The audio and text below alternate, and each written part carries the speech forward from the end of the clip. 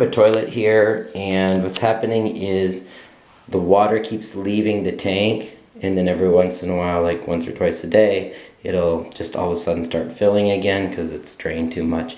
So inside the toilet bowl here, you can see there's like a current of water constantly running down into this toilet. So we're going to open up the top and we'll look in there.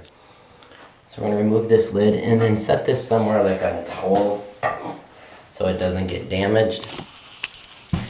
And then we're going to look here to see if we have water coming over our overflow, which we don't. And if we did, we would hear this would just continue to run. So this is going to deal with that flapper. So before we get started, we need to turn the water off. So that's right behind the toilet. We're just going to turn this off.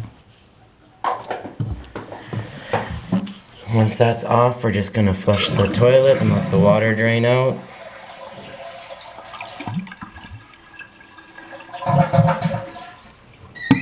Now that that's off, we're going to disconnect this chain.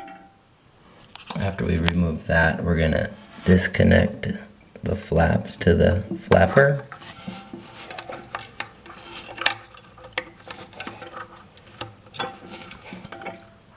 And now we've removed that flapper. Get a towel next, and we're going to wipe this with a towel just to make sure we have any of the corrosion off of there.